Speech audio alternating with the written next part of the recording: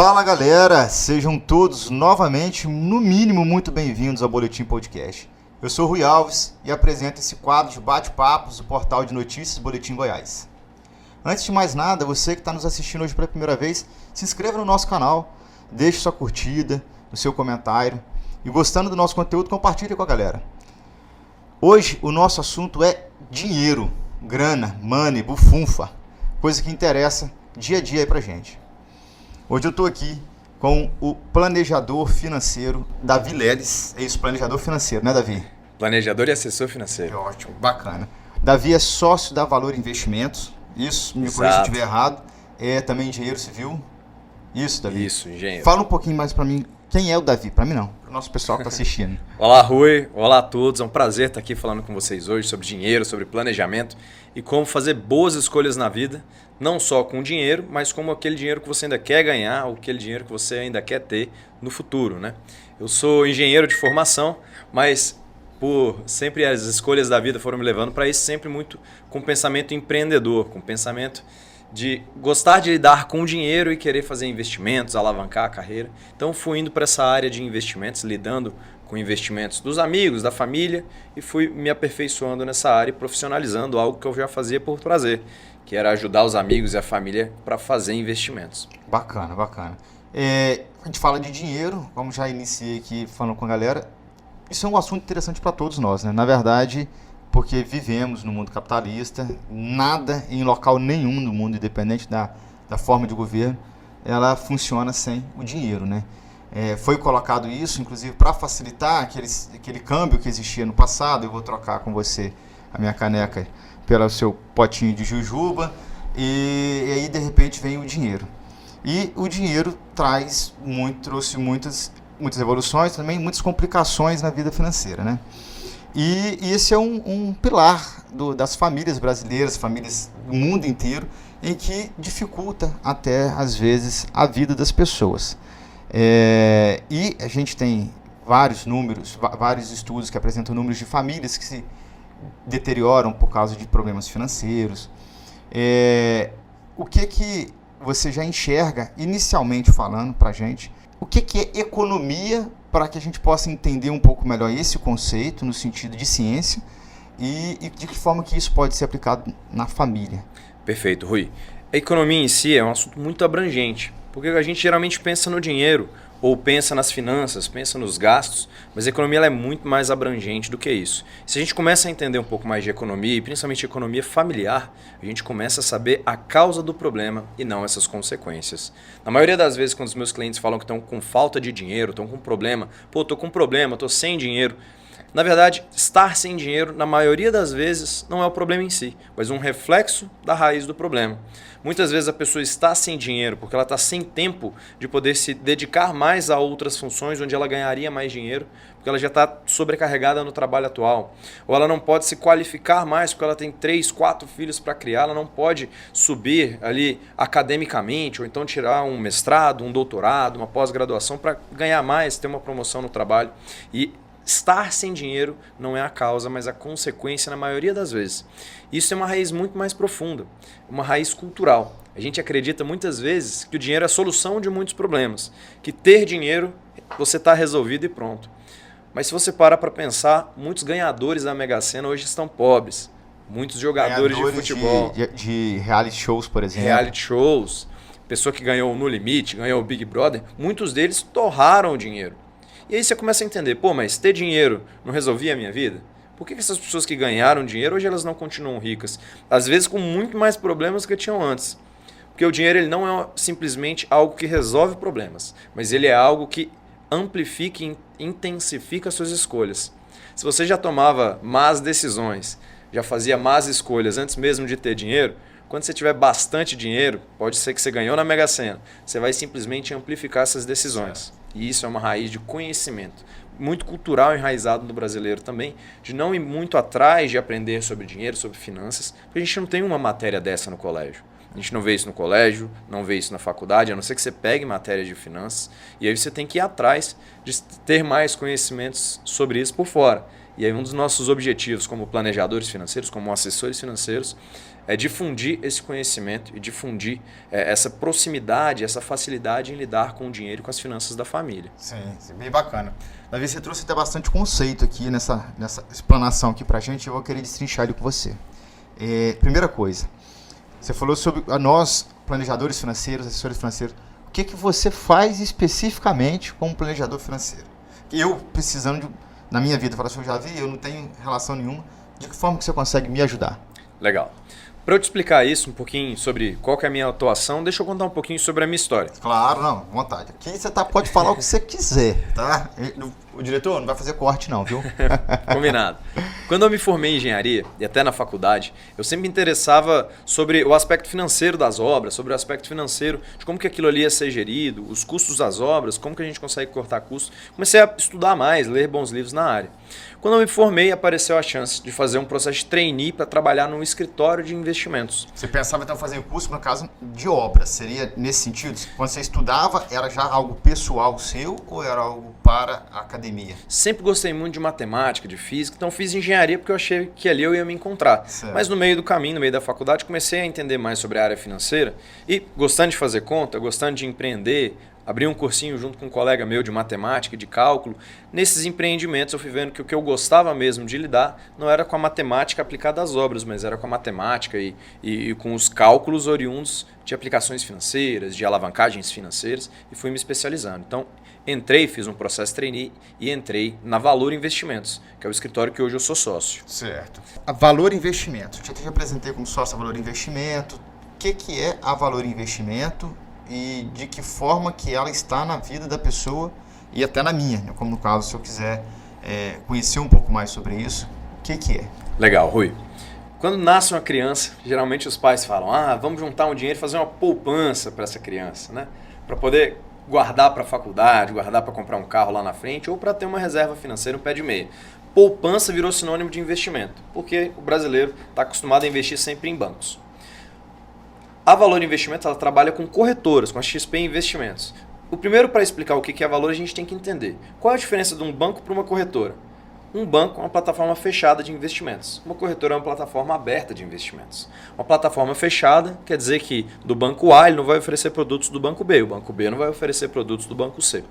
Já uma corretora, ela tem produtos do banco A, B, C, produtos de assets independentes, de gestoras de recursos independentes e dela mesma. Isso é uma plataforma aberta de investimentos. Eu quis ir para o caminho das corretoras para ter mais opções de investimento para poder distribuir. Essas corretoras, elas não fazem um atendimento direto ao público na maioria das vezes. Então, os escritórios são os escritórios que trabalham e usam os investimentos dessa corretora para fazer o acompanhamento da vida financeira do cliente. E é aí que eu entro. É aí que a Valor Investimentos entra também. Entendi. Então, a corretora está ali para a gente poder fazer o investimento. Posso fazer diretamente com ela. No entanto, eu não teria uma certa proximidade, fica algo muito distante. E esse escritório como a Valor seria para dar um atendimento mais personalizado. Exatamente, Rui. Se você entra no site da corretora, você vai ter 5, 6, 7 mil opções de investimento. Qual que vai ser melhor para você? Com certeza tem um ou outro que vão ser melhor para os seus objetivos, até montar uma carteira de investimentos. Imagina que a corretora ela é um grande aeroporto e cada aeroporto tem várias companhias aéreas que operam esse aeroporto. Então, imagina que a XP seja um grande aeroporto e você tenha vários escritórios que operam essa corretora. A Valor Investimentos é o escritório mais antigo da XP. Então, quem acompanha o cliente, entende o perfil do cliente, faz as aplicações e acompanha a vida financeira é o escritório, a Valor Investimentos, na figura e no perfil do assessor de investimentos, que acompanha a caminhada financeira do cliente, desde o primeiro aporte, quando ele está começando a vida financeira, até quando ele já tem um patrimônio já formado, ou até quando ele já está ali no final da vida financeira dele, ele está querendo proteger o que ele já juntou, pensando em passar para os filhos ou fazer uma proteção daquele patrimônio que ele já juntou. Quem orienta esse cliente é a Valor Investimentos, são os assessores. Certo. E se a pessoa não juntou nada, eu não tenho nada, eu quero iniciar, estou pensando numa reserva aí futura para poder garantir a faculdade da minha filha, ou para poder comprar um carro, comprar uma casa, que eu moro de aluguel. Como é que é o seu trabalho nesse caso? O que você faz? Porque, de repente, a pessoa ela não tem dinheiro para isso, né? Quando a gente está falando de dinheiro. Eu ganho pouco, não tenho dinheiro, como é que eu vou utilizar? Como é que eu vou fazer isso lá na frente? Como que eu faço isso lá na frente? Tudo começa com planejamento, Rui. Se você não tem dinheiro e quer começar, eu acho interessante falar para os meus clientes, quando a gente vai fazer um planejamento financeiro, do tripé da saúde financeira para quem está começando. O tripé da saúde financeira é ganhar mais dinheiro, gastar melhor e investir como um profissional. O que esse tripé quer dizer? Primeiro, não adianta você querer investir e começar a fazer seus investimentos para ficar rico, ter uma vida boa lá na frente, se você ganha muito pouco e quase não sobra dinheiro para investir. A realidade dos brasileiros é que 33% dos brasileiros conseguem guardar dinheiro no final do mês e 67% não conseguem guardar um centavo sequer do salário. Certo. Então, o primeiro passo é conseguir ganhar mais dinheiro para então começar a pensar em investir. Como é que você faz para ganhar mais dinheiro? Na minha época lá de faculdade eu dava aula particular, abria um cursinho, dava algum tipo de assessoria para algum cliente, para algum amigo, cobrava por isso de alguma forma. Ou então, as pessoas que têm aptidões para fazer alguma coisa, elas podem cobrar por isso. Que se você gosta de tocar violão, você pode dar uma aula particular de violão. Se você tem tempo livre e gosta de criança, pode cuidar das crianças do vizinho, ser Então, o ali primeiro uma babá. passo do tripé seria você buscar uma renda extra.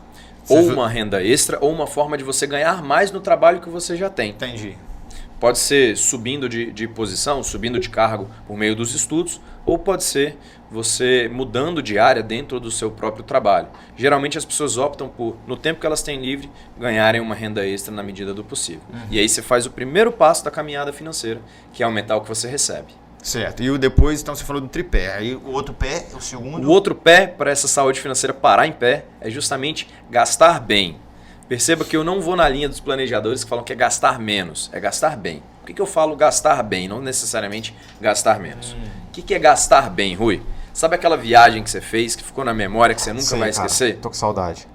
Inclusive, acho que todo mundo está querendo uma viagenzinha agora, depois de tanta pandemia. Antes de a gente entrar no assunto aí do gastar bem, gastar menos, veio boa hora. nós sempre temos aqui um pãozinho de queijo, que tem a briga do mineiro e do goiano falando que é meu, é meu, é meu. O importante é que a gente sempre tem aqui. Maravilha. Pãozinho de queijo quentinho. Tem um cafezinho, tem, diretor, também? Cafezinho, eu gosto demais de um pão de queijo de café. Isso aqui é a marca registrada aqui do nosso podcast, então você fica à vontade. Juba, tá?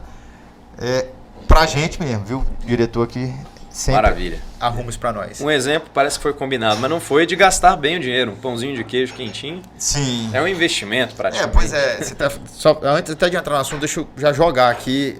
Na hora que você falou, me veio essa ideia. Um educador financeiro na internet, ele até tem um livro que fala sobre chegar a um X valor sem cortar o cafezinho. Ou seja, você não precisar cortar para você chegar a algum objetivo financeiro, é isso?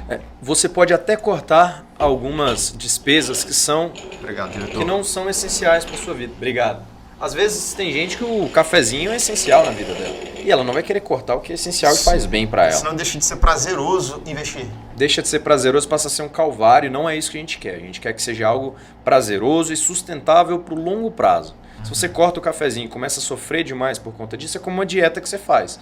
Não adianta nada você fazer uma dieta 2 dias extremamente restritiva, comendo só alface e tomate, e no terceiro dia comer 4 pizzas de frango com borda recheada. A mesma coisa é cortar o cafezinho que te faz bem. Não adianta cortar aquilo que vai te fazer trabalhar bem, ter uma qualidade de vida por longo prazo. Por isso que é gastar bem.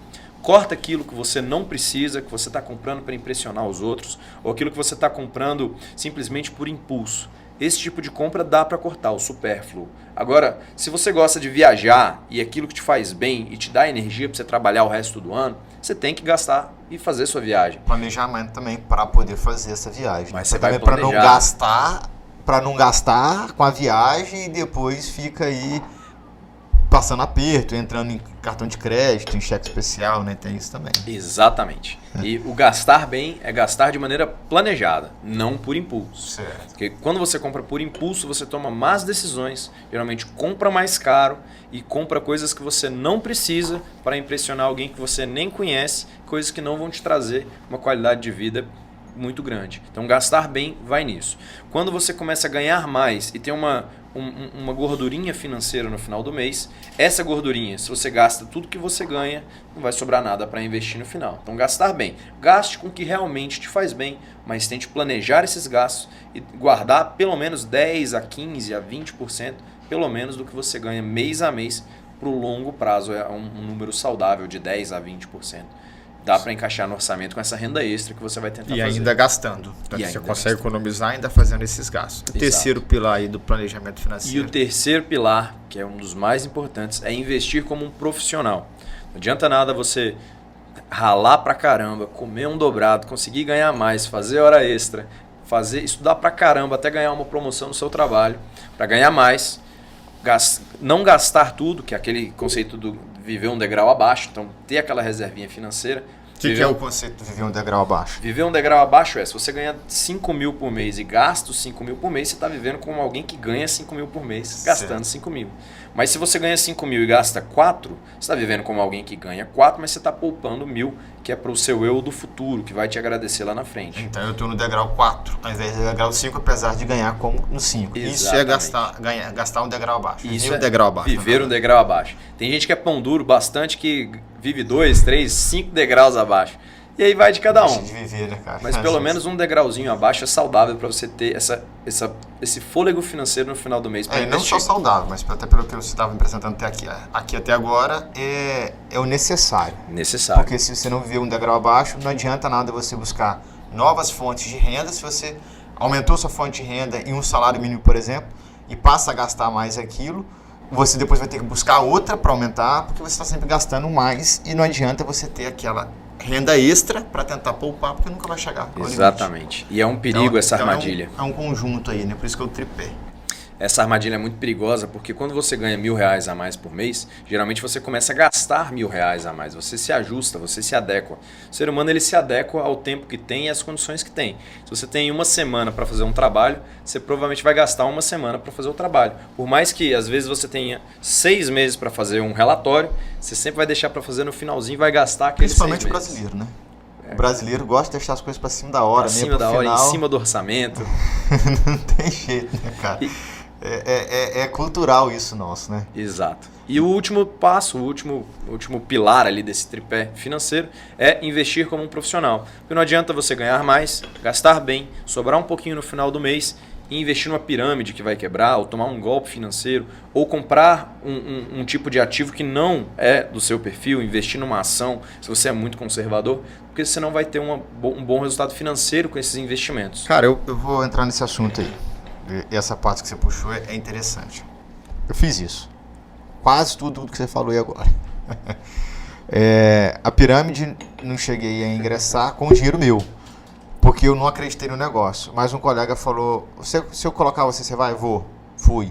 Era uma lá do Espírito Santo, antiga, chamada Telex Free, que era de Vox, sistema Vox. Aí eu falei, cara, eu não estou acreditando no negócio não, mas se você colocar eu vou. E colocou e fui. Só que o que eu fiz de errado nisso aí foi querer investir em ação sem um planejamento adequado. Eu falei, eu quero fazer investimentos, comecei a estudar alguma coisa, comecei a ler alguma coisa, e na hora que eu fui investir, em vez de eu procurar um assessor financeiro, um planejador, buscar um pouco mais, a gente fica sempre naquela, tem muita gente fazendo, tá dando certo, eu vou. E fui. Só que sem um estudo profundo, até por causa do meu trabalho e tudo mais, não deu. E aí acabei perdendo um pouco, né? Eu acredito que eu não perdi um pouco, eu aprendi nesse momento. Foi pouco investimento, mas foi necessário para que eu fizesse certo a partir de agora. O que é o ideal, então, para quem está querendo começar a fazer um investimento? O que a pessoa tem que fazer para não fazer o que eu fiz? Nesse caso, assim, já passando pelo tripé, né? Aquela que já está fazendo uma economia, aquela que já tem uma renda acima do que já gasta, e a pessoa fala assim, pronto, agora eu estou com o dinheiro sobrando na minha conta poupança. Só que a conta poupança rende 0,5% ao mês, não é interessante, nunca vou alavancar meu investimento. Como é que eu faço para poder chegar lá? Antes de te dar essa resposta, eu vou te fazer uma pergunta. Sim. Pensa qual é o carro mais top que você tem na sua cabeça hoje, que você gostaria de ter. Cara, assim, ele nem é não vou nem falar no Lamborghini não, porque isso é fora, mas eu gosto muito do Ford Mustang, cara. Mustang. Cara, é carrão. demais. V8, Isso. Muscle Car. É esse aí. Que passa assim, todo mundo olha. Roncadão e vai. Roncadão. Ford Mustang, pensa num Ford Mustang Black Shadow. Sim. Cavalinho preto ali passando na rua. Se você pega esse Ford Mustang, bota ele no Rally dos Sertões. Andar no mangue, na areia, que vai acontecer? Vou acabar com o carro de hoje para amanhã. Você vai acabar com ele vai tomar um pau do pessoal que tá de Pajero, que tá de Jeep. Primeiro que ele já não vai fazer a função ali. E segundo que eu vou acabar com ele completamente. Ou seja, até o melhor carro que você conseguir pensar, para Sim. algumas condições, as ruas de Goiânia, pegar uma estrada, ele não vai bem em outras condições. Põe ele num rally, põe ele numa duna de areia, ele não vai bem. Ele não foi desenhado para aquilo. Então, te respondendo, nos investimentos é a mesma coisa. Quando você vai começar a investir, você deve saber primeiro qual que é o seu objetivo. Se você não sabe onde quer chegar, qualquer caminho serve. Então, Certo. se você não sabe onde que você quer chegar com aquele investimento, você vai ficar totalmente perdido em onde investir. Então, com isso eu quero dizer, a primeira coisa quando você vai começar a investir é traçar quais são suas metas financeiras, onde você quer chegar. E se você quer primeiro ter segurança que você não vai perder dinheiro, você quer fazer um colchão para uma emergência boa ou ruim que possa acontecer, o que é uma emergência boa? Fechar um negócio, ser convidado para abrir uma empresa, ser convidado para comprar algo que você já estava acompanhando muito barato, que você tem que desembolsar o dinheiro de hoje para amanhã. É um dinheiro que você tem que acessar rapidamente. Que é uma emergência ruim. Teve um problema de saúde que o plano de saúde não cobre, precisou gastar com um carro que bateu e não acionou o seguro, precisou daquele dinheiro rapidamente, você precisa acionar ele rapidamente, ter ele no seu bolso rapidamente. Se essa é a sua prioridade, fazer uma reserva de investimentos de emergência, a gente vai por um caminho. Agora, se o seu objetivo é bem-estar, é comprar um carro daqui 3, 4, 5 anos, é comprar um apartamento, uma casa daqui 10 anos, é fazer a viagem de seus sonhos daqui 2 anos, esses investimentos, eles podem se dar ao luxo de demorar um pouco mais até eles terem o vencimento deles ou você acessar esse dinheiro. Já é um objetivo diferente. Ou é aquele dinheiro que você está fazendo para o longo prazo para você se aposentar e ter o seu pé de meia para poder aposentar tranquilo e manter o seu padrão de vida. Já são outros investimentos. Entendi. Então, cada tipo de investimento que vai fazer vai do perfil de cada pessoa e de acordo com os planos, objetivos de vida.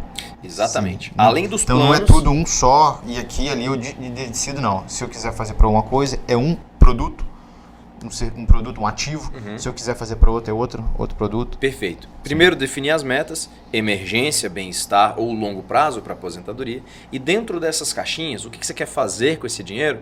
Aí você vai olhar para o perfil de cada investidor. Tem gente que é mais agressivo. Não tem problema em ver aquelas ações variarem, aquele sobe e desce do mercado. Tem gente que prefere não ganhar quando as ações subirem, mas também não quer perder quando as ações caírem. Prefere algo mais regradinho e não tem certo, não tem errado. Errado é você tentar ser um perfil que você não tem, porque aí você vai desesperar no meio do caminho e vai sair da estratégia.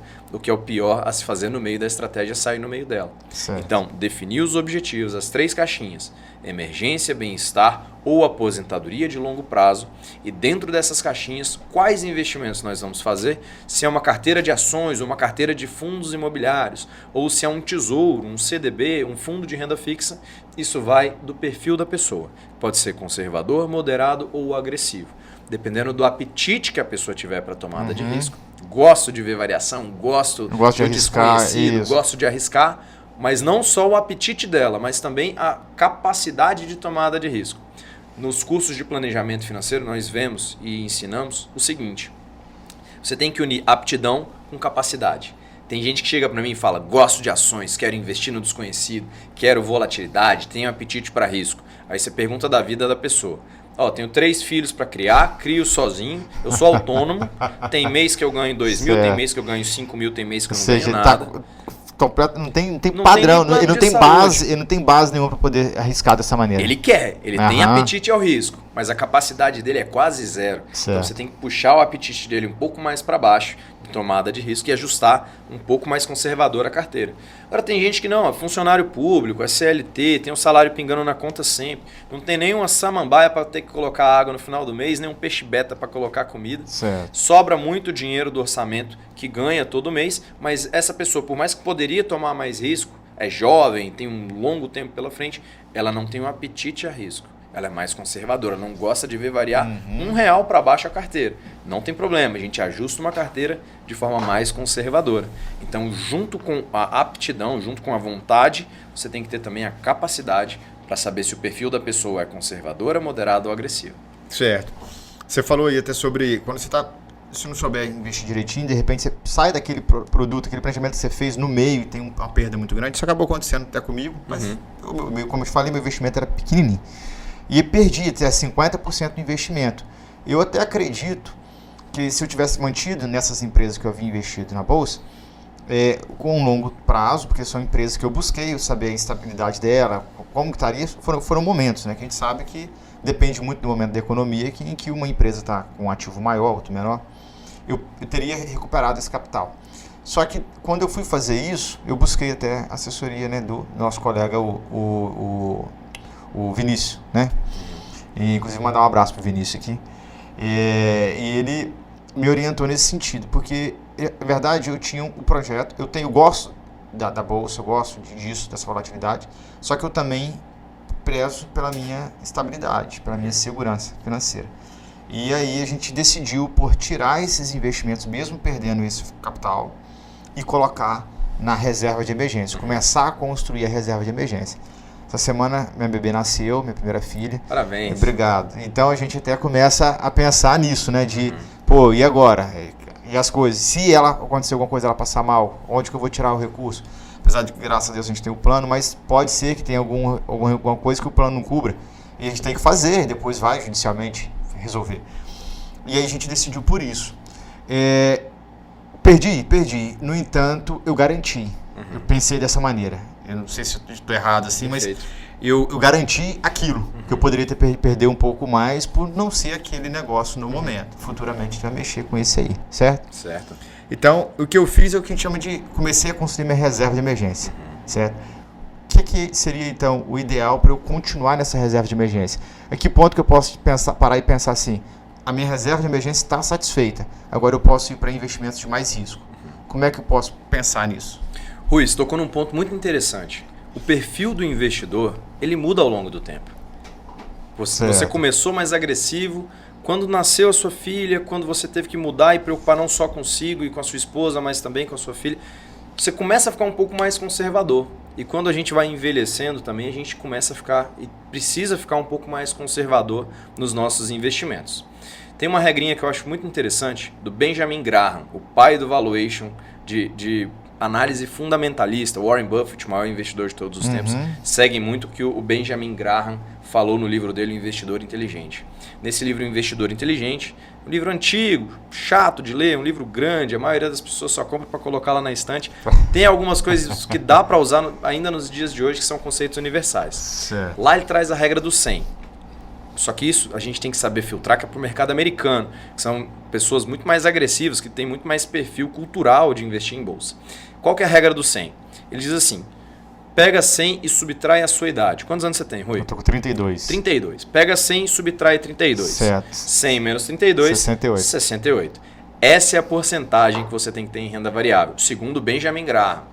Então ele fala que o Rui, com 32 anos, deveria ter 68% em renda variável e 32% em renda fixa. Certo. Porque você é jovem, tem um longo tempo pela frente, consegue tomar variações ao longo do tempo e assim deixar aquelas ações mostrarem a que vieram e dar o resultado financeiro delas. E conforme for avançando, vai reduzindo a renda variável e mantendo a renda fixa. Essa regrinha para o brasileiro ela é muito agressiva, porque 100 menos a idade dá uma porcentagem muito grande em renda variável. Entendi. Tem gente que gosta de usar para o Brasil 60 menos a sua idade. Então 60 menos 32 28. daria na casa de 28% em renda variável, que fica mais condizente. Até porque se pensar em 50 anos de idade, estaria com 50% do seu investimento todo em renda variável. Isso. Então, uma renda variável tem um risco maior, suponhamos que tem uma perda total, aí então sobrou 50% do seu patrimônio. Exatamente. E aí tem um cansaço, um desgaste da idade, tudo para correr atrás. Aquela disposição já não é mais a mesma, não é isso? Rui, se você é o técnico do Goiás ou o técnico do Vila Nova, você preferiria levar um gol no primeiro ou no segundo tempo? Ué, no primeiro tempo. Eu preferia levar gol de jeito nenhum. Mas se tiver que levar, que leve no primeiro tempo. Porque você chama o time no vestiário, briga com eles, dá um sabão, muda a estratégia e no segundo tempo você volta renovado. Mas se você toma um gol aos 45 do segundo tempo, tem pouquíssima coisa que você consegue fazer. Só a prorrogação ali para poder... E olhe lá, né? fazer Se for alguma 1-0, coisa, perdeu. pronto. Isso traduzido para o investimento quer dizer que quando a gente é mais novo, a gente pode quebrar a cara mais vezes. Sim. o erro, como foi o seu lá, de investir nas ações no momento que talvez não fosse o mais adequado e depois mudar, te trouxe um aprendizado que vai servir para o resto da vida. Certeza. Então esses aprendizados do início, quando você é mais jovem, eles servem muito bem. Mas quando a gente está um pouco mais velho, a gente não pode se dar o luxo de quebrar a cara tantas vezes assim. A gente tem que se proteger um pouco mais. Então a regra do 100, ou a regra adaptada para o brasileiro, a regra dos 60, não sigam ela à risca, mas sigam a ideia que ela representa. Um valor menos a sua idade, dá quanto você deveria ter em renda variável. Qual valor? Não importa. Vamos pegar a ideia. Quanto mais velho você vai ficando, menor é a alocação que você deveria ter em renda variável e vai ficando mais conservador. Certo. Então, o conceito da reserva de emergência ele é importantíssimo, porque você tem que fazer um colchão de liquidez que te deixe resguardado antes de pensar em bem-estar e aposentadoria. Muita gente, quando começa a sobrar dinheiro e começa a investir, fala assim, vou compor toda a minha reserva de emergência para depois começar as outras 2 caixinhas. Não acho que isso seja obrigatório, não acho que isso seja o ideal. Acho que você pode compor uma reserva de emergência junto com a parte de bem-estar e aposentadoria meio a meio, ou 80% reserva de emergência e 20% bem-estar, por exemplo, ou 80% emergência, 10% bem-estar e 10% aposentadoria, para não perder a chance de investir em bons investimentos também nas outras 2 e só começar lá na frente. A renda variável ela tem um rendimento maior do que o que a reserva de emergência poderia dar, isso? Espera-se que sim, depois do longo tempo que ela tenha mais rendimento. Acabaria dando uma projeção maior nesse rendimento, porque na verdade quando a gente pensa em investir, a gente pensa em investir para poder ter um retorno, ter a famosa liberdade financeira. Exato, não é isso? Viver de renda. Viver de renda. Liberdade financeira é aquele fato onde todos os seus investimentos estão pagando o seu custo de vida. Exatamente. Sem que você precise levantar uma palha para poder ter uma renda. Isso é a liberdade financeira. Mas ao pensar em investir paralelamente na renda variável e renda fixa, a pessoa também tem que ter uma gordura um pouco maior para poder fazer isso, né? Exato. Eu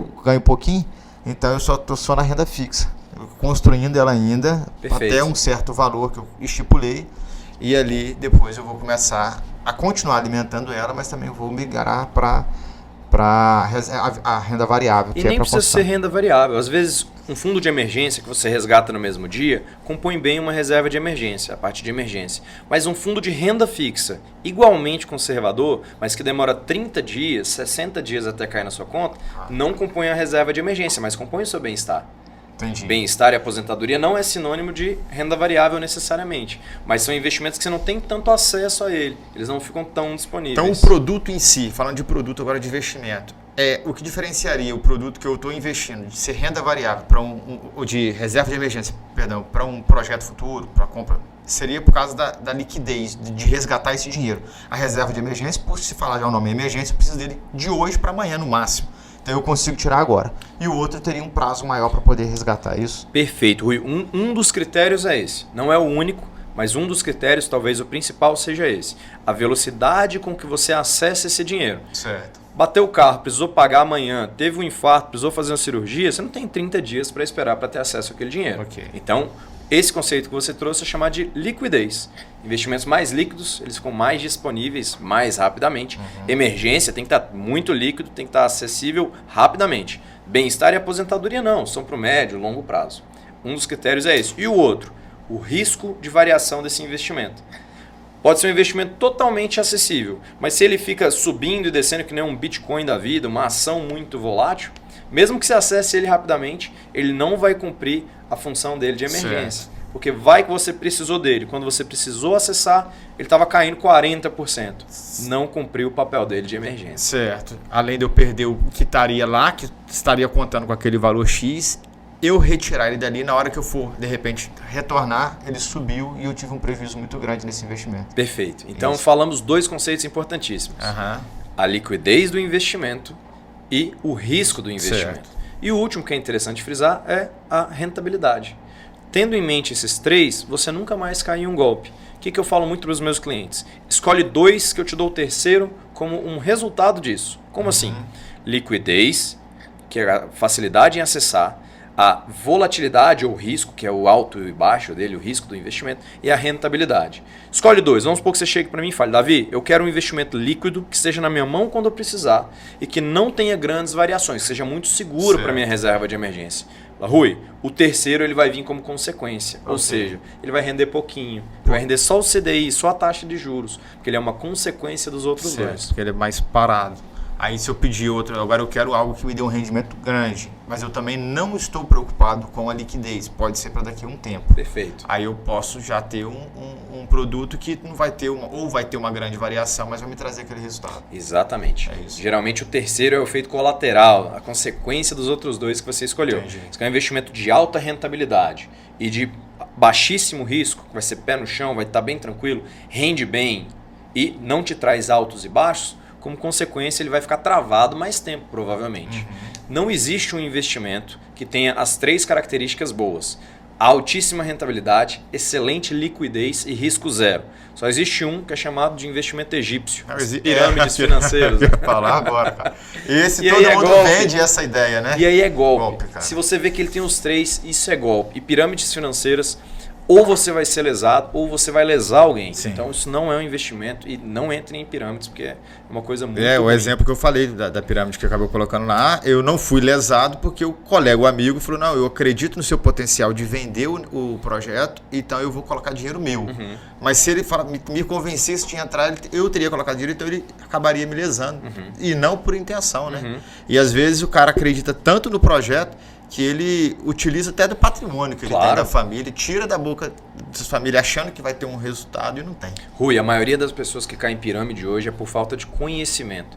É porque não conhece esses três: liquidez, rentabilidade e risco. Certo. Acha que pode ter um investimento que tem os três bons. E por falta de conhecimento acaba comprando o sonho, comprando a ideia de melhorar de vida, de dar uma condição melhor para a família e para si mesmo, e entra nessas Não, furadas e é de até pirâmide. importante você falar sobre essa questão de risco, porque uma coisa de avaliação. Por exemplo, como é que eu faço? A gente falou da Valor Investimento, onde você é sócio. Como é que eu faço para avaliar que se eu aplicar o meu dinheiro com você, a Valor Investimento é uma empresa segura? Porque a pirâmide financeira existe, está lá, o cara fala, não, aqui é seguro, é 100% seguro, você vai ganhar 200% ao mês e sem risco nenhum, e a hora que você precisar você pode tirar o dinheiro, ou daqui 30 dias você tira. Mas como é que eu faço para avaliar que aquela empresa ela é real? Eu não reclame aqui? Perfeito. Tem várias formas de você avaliar. A primeira é ver o histórico da empresa. A Valor Investimentos hoje é o escritório mais antigo credenciado pela XP. A gente tem 18, quase 19 anos de história, mudando a vida do brasileiro e mudando a forma de fazer investimentos. Goiânia nós começamos mais recentemente, começamos esse ano, mas já temos filial no Espírito Santo, Brasília, São Paulo, Rio de Janeiro, BH, espalhados pelo Brasil inteiro. Então Certo. o histórico da Valor é muito antigo, clientes muito satisfeitos. Sempre procure na internet a reputação dessa empresa, a história dessa empresa que vai te acompanhar. Quando você vai fazer um investimento com a Valor Investimentos, você não abre uma conta no nome da Valor, ou no nome do Davi, ou no nome do Rui. Você abre uma conta no seu nome, lá na XP. Então você está mandando dinheiro para a sua conta, igual você faz num banco. Então quer dizer que eu utilizo a Valor, mas eu não abro minha conta com a Valor. Eu abro com a corretora, com Exato. a XP, como se fosse eu direto com ela. Exato. Você só pega o papelzinho e leva. Exato. É Pego isso. o papelzinho, levo, te direciono, te oriento, te acompanho, conheço as suas necessidades, conheço o seu perfil de investidor, te dou bons conselhos de investimento. Então eu te acompanho nessa caminhada financeira. Mas a conta não é no meu nome, a conta é no seu nome, lá na XP, e a gente faz esse acompanhamento para você tomar as melhores escolhas. Certo. A gente tem muitos anos de mercado. Então já passamos por crise, vimos greve dos caminhoneiros, delação do Joesley, vimos a crise do coronavírus, vimos o crash da Bolsa Americana lá em 2008 com o subprime. A gente viu muita coisa acontecer. E essa experiência ajuda a gente a poder orientar bem nossos clientes também. Certo, entendi. E então, Basicamente, estudar a empresa. Esse é o ponto principal. Vamos trazer então aqui agora um pouco mais para a nossa realidade no estado de Goiás, né? Estamos aqui em Goiânia, então vamos falar um pouco mais próximo. A nossa jornalista a Ariene, ela até fez uma entrevista contigo sobre como adquirir o hábito de investir. Está no nosso portal, lá no Boletim Goiás. E ali tinha até uns dados que falavam que no Brasil, a renda média do brasileiro está em torno de R$ 2.548, salvo engano. Exato. E anterior a essa matéria que a gente fez com você, a gente tinha soltado uma falando que a renda do goiano ela está abaixo da renda média brasileira. Está em torno de R$ 2.400, enquanto que a renda média brasileira é R$ 2.500. Mais de R$ 100 de diferença. É só importante frisar que quer dizer renda média não quer dizer que todo mundo ganhe isso. Né? A gente sabe que tem gente com insegurança alimentar, tem gente que vive com menos de R$ 80 por mês, mas tem pessoas aí que vivem com milhares de reais por mês. Então, renda média nessa faixa. Como que a pessoa que ganha isso, o que você orienta a pessoa que ganha essa faixa aqui no Goiás, R$ 2.400, que ela pode fazer para melhorar um pouco essa qualidade de vida? Você já deu a ideia sobre uma renda extra, mas vou começar a investir, eu tenho isso, o que eu faço para iniciar aqui? Quem eu procuro, aonde eu vou, como é que é? Pelo meu histórico de já ter sido professor por muitos anos, ter dado aula em cursinho, em colégio, em faculdade, eu sou muito da ideia de você procurar conhecer mais e aprender mais. Então, antes de chamar qualquer pessoa para vir investir comigo, eu chamo a pessoa para vir aprender comigo. Dou muita palestra, a gente dá muito curso de investimento, palestras abertas, gratuitas, porque eu acho que quanto mais as pessoas aprendem, entendem e sabem investir o próprio dinheiro, melhores são as decisões dela e isso muda a vida das pessoas. Melhora a aposentadoria, traz mais segurança para as pessoas. Quem está em situação ali que está gastando o salário todo e às vezes até se endividando, isso muda a vida da pessoa financeiramente. O dinheiro ele deixa de ser importante, o dinheiro não é importante, contanto que ele seja suficiente. Depois que o dinheiro está suficiente, ele deixa de ser tão importante assim na vida das pessoas. Agora, enquanto ele não é suficiente, ele é às vezes o primeiro ou o segundo ponto de maior atenção nas famílias brasileiras. Motivo de divórcio, motivo de briga, motivo de crime. Então, o dinheiro, contanto que ele seja suficiente, ele vai ficando cada vez menos importante. Você pode lidar com ele de uma forma mais saudável, mais tranquila e focar no que realmente importa, no que realmente te deixa feliz. Trabalhar bem, trabalhar com algo que você gosta. Não chamar mais o happy hour quando o trabalho acaba na sexta-feira, né? Sim. Pô, que coisa horrível. Aquela síndrome da musiquinha do Fantástico. Domingo acabando, você fala, putz, acabou o final de semana, vou ter que trabalhar mais uma semana. Isso é horrível. Você está esperando a sua hora feliz ser sexta-feira para você ficar feliz e aproveitar 2 dias que passam voando. Está errado. Procura um outro trabalho, se qualifica para isso, muda de profissão, arrisca um pouco mais ou crie formas de você poder ter essa liberdade de trabalhar com algo que você gosta. E, junto com isso, procure aprender mais. Tenta ler. Entra no nosso site, vai investir, é o nosso blog de educação financeira. Entra no site da Valor, manda mensagem para a gente, procure se informar e conhecer mais sobre investimentos. Pode parecer que é um bicho de 7 cabeças para quem está começando agora, mas acaba sendo muito simples, mas é difícil ser simples. Às vezes poupar 10% ou 5% do que você ganha, mesmo que seja R$2.000 por mês. Quando você ganha pouco, você poupa 5%. Quando você conseguir ganhar mais e poupar esses mesmos 5%, vira uma bola de neve positiva e isso aí vai crescendo cada vez mais. Certo. E o que você falou é bem importante. O brasileiro, no geral, a maioria, vive isso, né, cara? No domingo à noite, nossa, vai começar mais uma semana. Tinha até o bordão clássico de segunda e sexta-feira do Chico Pinheiro, apresentador do Bom Dia Brasil, né? De manhã cedo ele logo falava, bom dia, força na peruca, segunda-feira. E aí na sexta-feira de manhã, até que enfim a sexta-feira. Isso acaba entrando mesmo na cultura. Nossa, graças a Deus a sexta-feira tem um final de semana. Só que já está comprovado, final de semana de 2 dias ele não é tempo suficiente para um trabalhador semanal descansar. O que a gente tem que tentar trazer mesmo é esse conceito de que não importa se hoje é segunda, se hoje é sexta ou se hoje é domingo. Eu tenho que tentar levar, se eu estou satisfeito com o meu trabalho, eu vou trabalhar no domingo, eu vou descansar na segunda-feira, eu vou levar isso com prazer e assim vai. Mas a questão de cultura e conhecimento também traz a questão da educação financeira que a gente não tem na escola, em local nenhum, na academia, na faculdade, a gente não tem. Eu, por exemplo, tenho a formação no curso de Direito e Administração, e até no curso de Administração a gente não tem a matéria chamada Educação Financeira. Nos prepara para o mercado de trabalho, a gente chega no mercado de trabalho, ganha o dinheiro e fala, e agora? O que eu faço com isso? Né? Vou gastar, estou ganhando, vou gastar. Principalmente quando a gente está autônomo, mês seguinte não tem nada. E agora eu já gastei, cartão de crédito está estourado. Tá. Educação financeira. Fala um pouquinho para a gente, assim, com o seu conhecimento, planejador financeiro, o que é isso? Como é que a gente pode melhorar? Rui, assunto fundamental é a educação financeira, principalmente no Brasil. Tem algumas culturas que elas são mais acostumadas a investir em negócios, a fundar empresas, a comprar ações. O americano, quando nasce, o médico tira ele ali da barriga da mãe, já tem um advogado do lado dele, já tem um planejador financeiro, já tem um corretor de imóveis, já tem um empresário ali que vai tentar influenciar ele. É muito cultural deles lá. Qualquer um compra ações para fazer aposentadoria. Desde a pessoa mais simples, o fazendeiro, a pessoa que vai à rua, ela está comprando ações, até os grandes empresários estão comprando ações para as aposentadorias. Em geral, assessorada por alguém que conhece. Na maior parte das vezes, orientadas por um profissional. E aí, mesmo sem serem profissionais, elas investem como um profissional. Sempre importante procurar profissionais sérios, empresas sérias. Todo mercado vai ter gente que é competente e vão ter os picaretas. Então, mesmo na hora de procurar um profissional, procurem aqueles que têm uma boa reputação, que têm um bom histórico, já têm experiência nessa área. Sim. Rui, você já viu alguém de 2 km de altura andando na rua? Nunca viu? Não, tem uns que parece que tem 2 km, mas no máximo é 2 metros. Você já viu uma pessoa que tem 50 gramas andando na rua? Não. É muito difícil a gente ver Sim. isso em medidas, por exemplo, uma pessoa correndo a 200 km por hora. Porque medidas, altura, peso, são medidas que geralmente estão dentro de um range, estão dentro de uma faixa mais ou menos média. A pessoa vai ter 1,5 m a 2 metros, vai pesar ali de 50 a 150 quilos e vai estar ali naquela média. Certo. Agora, tem pessoas que têm R$100 e tem pessoas que têm R$1 bilhão. Sim. Tem um escritor que eu gosto muito, que chama Nassim Nicholas Taleb, que ele divide as medidas e o dinheiro, a altura, o peso, em 2 mundos. Um ele chama de médio cristão e o outro extremistão. São 2 mundos diferentes, 2 países diferentes. O que é o médio cristão? Médio cristão é onde está a altura, o peso, a quantidade de filhos que uma pessoa pode ter, quantidade de fios de cabelo que ela tem. Não varia tanto assim de uma pessoa para outra, quantidade de dedos. Isso é médio, é uma média. Certo. O extremistão já está o dinheiro.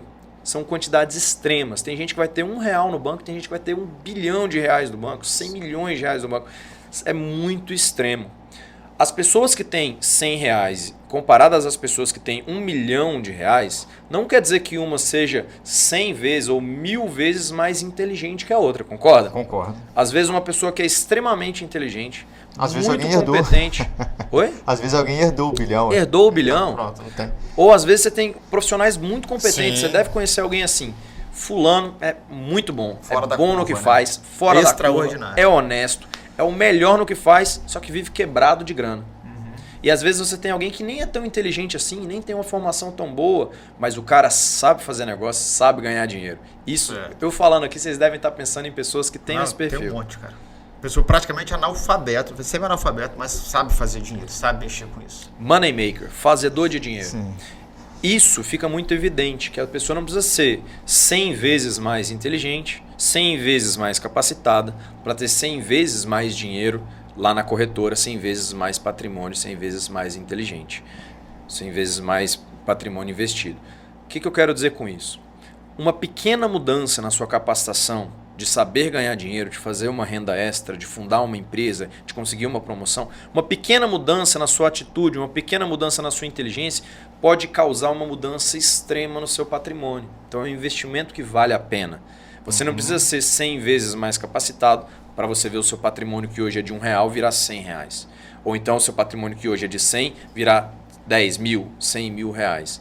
Então se você investe um pouquinho no que aqui não é nos extremos, você pode mexer algo que é nos extremos. Então minha dica é, primeiro passo, se você quer mudar de vida, começar a investir, começar a montar uma reserva de emergência, invista no conhecimento na educação financeira.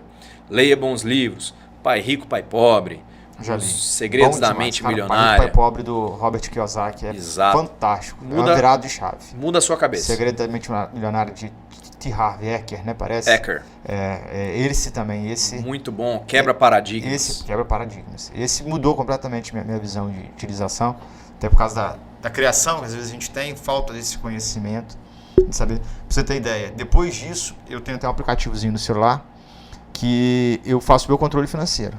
Se eu passo no semáforo e tem uma pessoa vendendo um doce, uma jujuba dessa por R$2 e eu compro, eu anoto que eu comprei essa por R$2. E todo final de mês eu faço a análise do que eu gastei a mais naquele mês, porque já me dá o gráfico, né? E faço essa análise do que eu gastei a mais, aonde eu tenho que cortar um pouco mais, aonde eu posso gastar um pouco mais, até para que eu possa viver um pouquinho melhor também, né? Sem cortar o cafezinho. E gastar com o que faz bem pra você, né? Sim. Gastar de maneira eficiente. Como a viagem que a gente começou a falar e eu tô com saudade dela. Exatamente. Eu tô precisando melhorar Você é um cara controlado. Eu tô precisando melhorar meu planejamento financeiro, que eu tô querendo viajar e não tô conseguindo. Mas você pelo menos parece ser um cara organizado, controla Sou, bem as cara, finanças. eu procuro ser organizado. Eu lutei muito com isso, né? Eu fui criado de forma desorganizada financeiramente, não por culpa da minha criação, mas já do passado, né? Então, é uma cadeia. Difícil até a gente falar, de repente, de educação financeira para uma família que hoje, para alguém que hoje foi criado numa família que vivia com salário mínimo e ninguém nunca teve esse conhecimento. Basicamente foi assim comigo e eu busquei. Eu tive algumas oportunidades comerciais e que me instruíram a leitura, inclusive, desses livros. Foi a partir do livro do Pai Rico, Pai Pobre, do Segredo da Mente Milionária, que eu abri meu olhar e falei, nossa, tem um mundo, cara, é incrível. Porque a gente tem esse conhecimento, e na hora você vê, cara, é um mundo completamente diferente. Parece que é um mundo diferente daquilo que existe hoje. Exato. Que você nunca tinha pensado. Não tinha pensado. Sempre Tinha foi daquele uma venda jeito. do olho, nossa, o que dá para fazer com isso aqui? Eu passei a viver muito melhor com menos. A gente já teve uma situação, eu já tive uma situação financeira no passado mais aberta, que poderia ter vivido melhor e não vivia, cara. Depois que eu analisei isso, que eu aprendi isso, eu falei, nossa, hoje eu vivo muito melhor com menos. Mais eficiente. Mais eficiente. Você tem formação em planejador financeiro, CFO CFP. e CFP. Certified Financial Planner. Certo. É uma certificação internacional de planejadores financeiros. Eu preciso fazer isso para eu ter um bom planejamento financeiro? Não necessariamente. Você pode contratar alguém que faça isso para você, ou simplesmente você pode ter um assessor que vai cuidar das suas finanças, te ajudar a investir. E você pode conhecer pelo menos o básico. Uma coisa que eu aprendi na minha vida, Rui, é que a gente tem que saber delegar as funções. Se você quer virar um expert na área de investimentos, não tem problema, pode virar. Mas se você tiver que tirar tempo do que realmente bota grana no seu bolso, se você é de agropecuária, você é administrador, você é advogado, você é engenheiro, e está tirando muito tempo do que te gera dinheiro, que é aquele primeiro passo de ganhar mais dinheiro, isso daí está começando a te atrapalhar, aquele tanto de estudo e dedicação que você tem que ter, começa a cogitar mudar de área, talvez fazer uma união do que te dá prazer de estudar com o que também te dá dinheiro. Então, na maioria das vezes, é interessantíssimo e é necessário você aprender, mas o quão aprofundado você vai chegar vai depender do quanto você gosta, se você quer se dedicar àquilo profissionalmente ou não. Então, você tem que saber bem o básico, você tem que conhecer mais, ler bons livros, ler o nosso blog, procurar se informar em vídeos. Hoje, você aprende o que você quiser na internet. Isso é fundamental. Mas você não necessariamente precisa tirar uma certificação do mercado financeiro para poder fazer isso de forma profissional. Se você não tiver tempo para isso, não tiver vontade para isso, você pode delegar isso para um assessor ou para um planejador financeiro. Certo. Convidar até a galera para acessar o Boletim Goiás e ler a matéria sobre planejamento financeiro, que ficou muito bacana. E temos bastante conteúdo lá sobre economia, sobre planejamento familiar, financeiro familiar. Então não deixe de acompanhar a gente lá também. O que você vê como melhoria economicamente hoje no estado de Goiás? Vamos falar agora sobre até política econômica, tá? Vamos só ampliar um pouquinho para a gente entender, que às vezes a pessoa fala, pô, eu tô com essa dificuldade financeira, tá? Mas eu não vejo nada de melhora. Eu trabalho, mas o que eu posso fazer para buscar uma renda extra? Mas vamos falar. Economicamente, o estado de Goiás hoje é um estado bom para a pessoa viver e conseguir ter uma renda melhor para depois ela ter essa alavancagem financeira? Rui, o estado de Goiás, você comentou que o salário médio ele está abaixo da média dos salários do Brasil. Sim. Então as pessoas aqui na média, não todas, mas na média ganham menos do que a média brasileira, o que é preocupante. Sim. Mas existem alguns dados interessantes falando de Goiás, falando especificamente de Goiânia. Goiânia é uma cidade rica.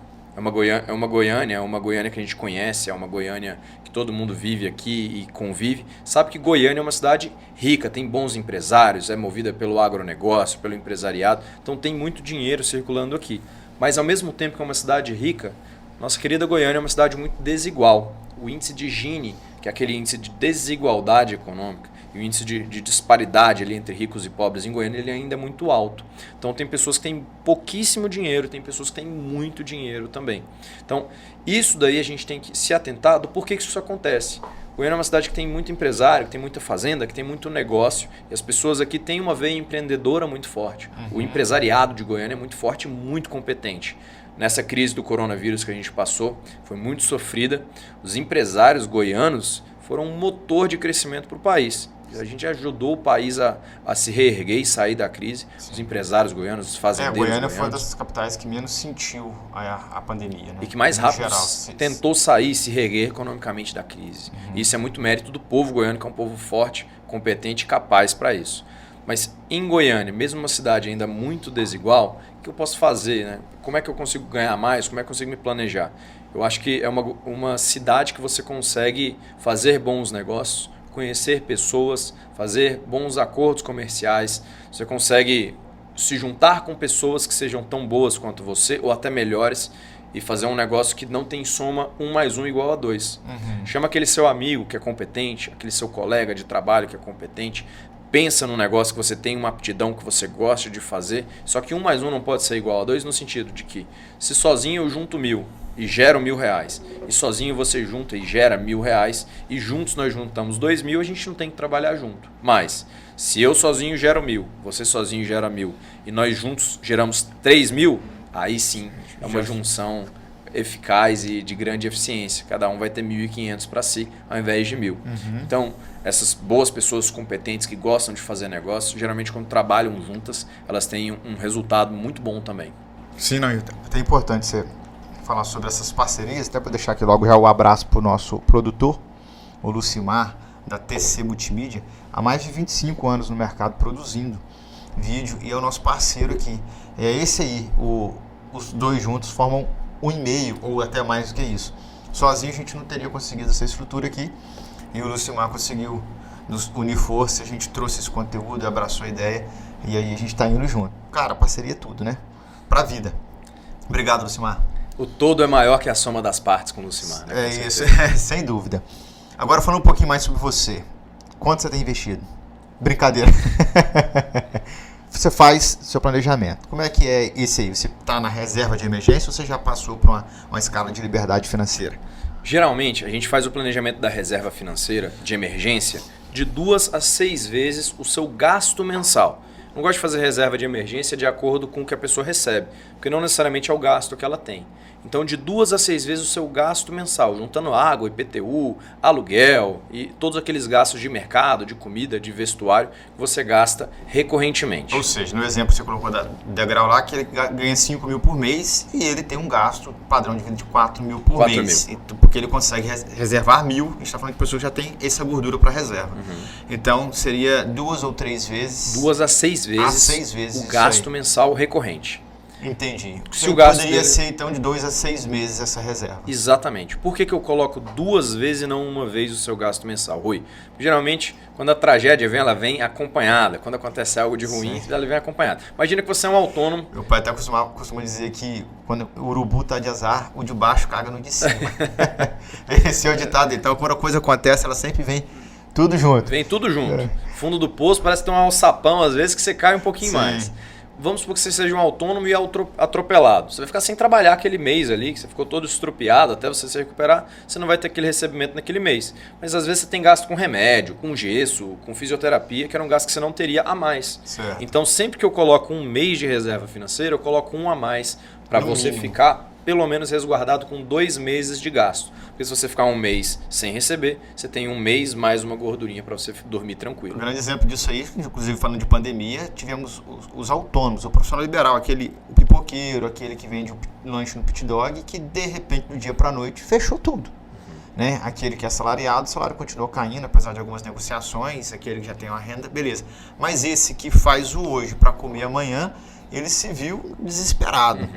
E a gente falou aí, sei lá o que, 4 ou 5 meses completamente fechado, 3, 4 meses completamente fechado.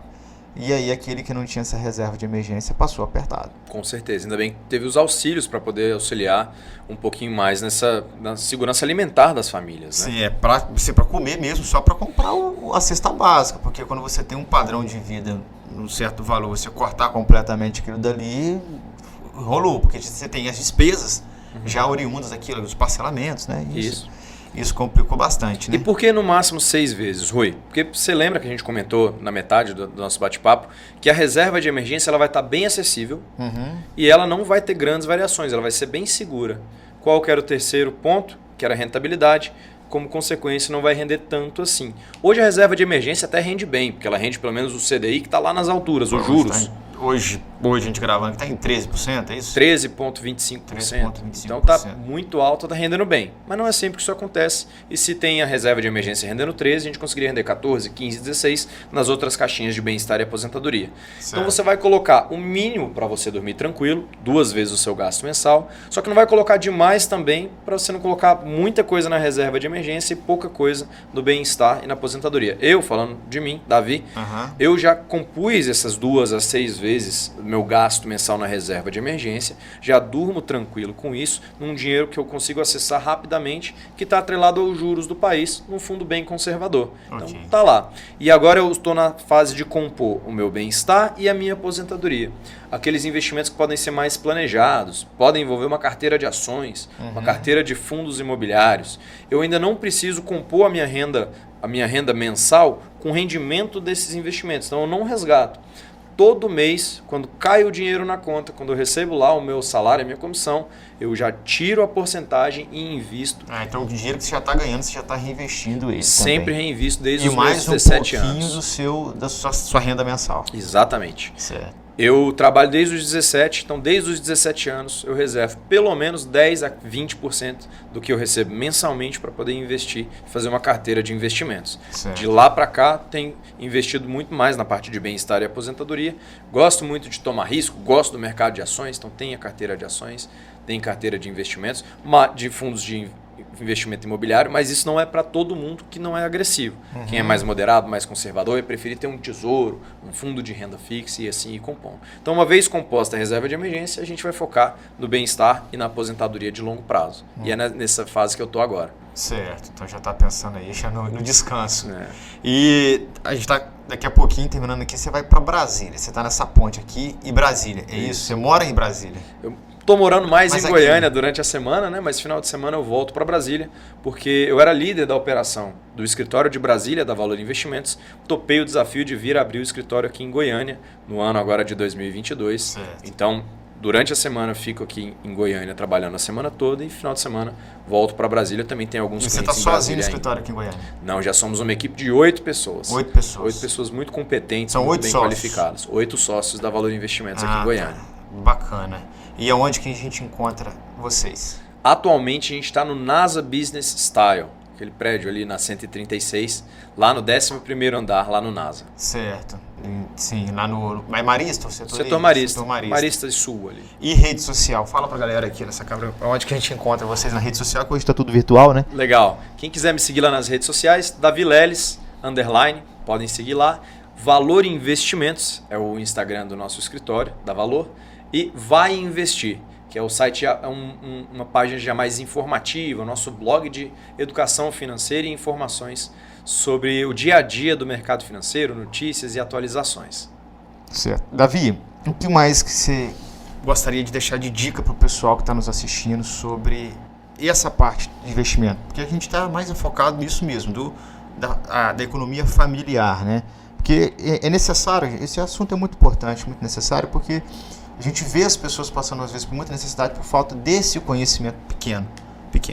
Então, deixa uma dica para a galera aí sobre o que fazer daqui em diante, não perder tempo a partir de hoje, como é que vai ser. Legal. Acho que o principal é mudar a mentalidade de quem ainda não investe. Então, conhecer mais. A internet tem muita coisa disponível gratuitamente. Conheça um pouquinho mais sobre investimentos. Quem quer mudar a vida financeira, quem está passando apertado, quem está gastando tudo que ganha, porque precisa gastar tudo que ganha, né? Não tem aquela gordurinha para investir no final do mês. Primeiro passo é buscar conhecimento, buscar informação e entender um pouquinho mais sobre investimentos e que existe um mundo fora da caixa. Que muitas vezes eu e você fomos criados dentro daquele mundinho, acreditando que quem tem dinheiro é quem fez coisa errada, ou então quem tem dinheiro precisou trabalhar até se matar para ter aquela condição financeira melhor, ou então que você, para ter dinheiro, você precisa ser um grande empresário, para juntar R$1 milhão. Você não pode ter um trabalho CLT e juntar R$50, R$100 por mês, R$200 por mês. Quebre esses paradigmas, lendo bons livros como Segredo da Mente Milionária, O Pai Rico, Pai Pobre. Depois que você já fez o básico, quebrou esse paradigma, mudou a sua forma de pensar, conseguiu ganhar uma renda extra, aumentar quanto você ganha, vá para livros um pouco mais voltados para o investimento em si, não para a mudança de mentalidade, porque essa etapa já passou.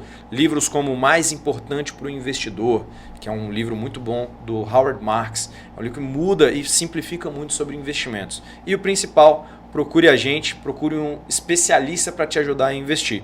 Porque aí você consegue investir como um profissional, não cair em furada, não cair em golpe. E assim, mesmo sem ter todo aquele conhecimento sobre investimentos, ter alguém do seu lado que tenha muito conhecimento sobre investimentos que vai te ajudar a investir. Sim, essa questão da quebra de paradigma que você comentou, ela é bem interessante. Eu vivi a vida inteira escutando, inclusive, uma frase, um ditado que era: quem não rouba ou não herda, não sai da merda. E é isso que as pessoas veem. De repente, por essa falta de conhecimento, ou muita gente também, a gente sabe, ela não tem coragem de correr e ir atrás, né? Então, vi uma pessoa bem sucedida e fala: alguma coisa de errado tá fazendo, tá vendendo droga, tá roubando, ou herdou de alguém. A gente sabe que é muito difícil.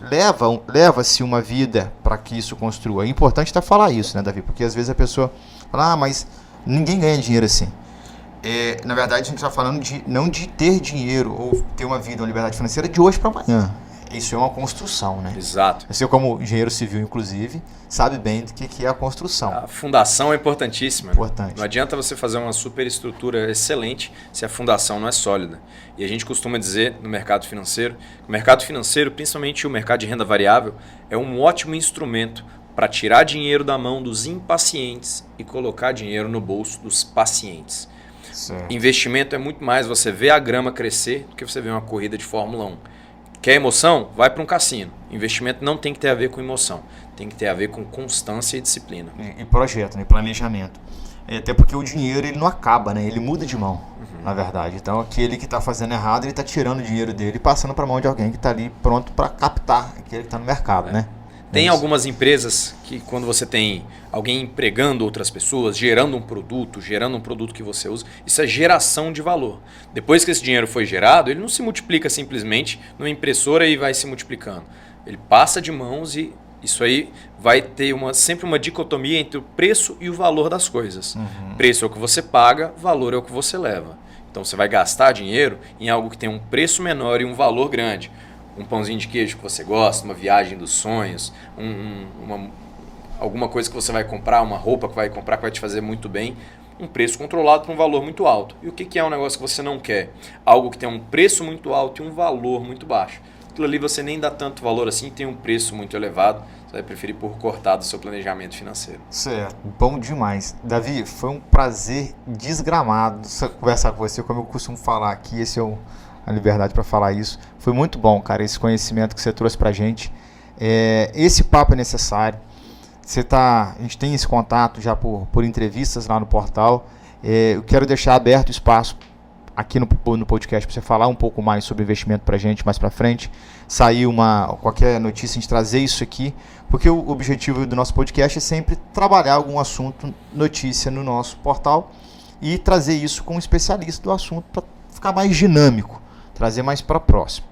Então, pedir aqui a galera para deixar o seu like aqui no nosso vídeo, deixe a sua curtida, se inscreva no nosso canal. Isso não custa nada, né? Fazer isso pra gente, mas nos ajuda muito a desenvolver o nosso trabalho e entender aonde que a gente está indo, o que a gente está fazendo certinho. Agradeço. Você já deixou o Instagram da Valor, né? Valor Investimentos, vai investir, Davi Leles. Prazer ter conversado com você aqui hoje, Rui. Prazer estar aqui com vocês. Até a próxima. Obrigado. Siga Boletim Goiás nas redes sociais e www.boletimgoias.com.br. Galera, obrigado, um abraço e até mais.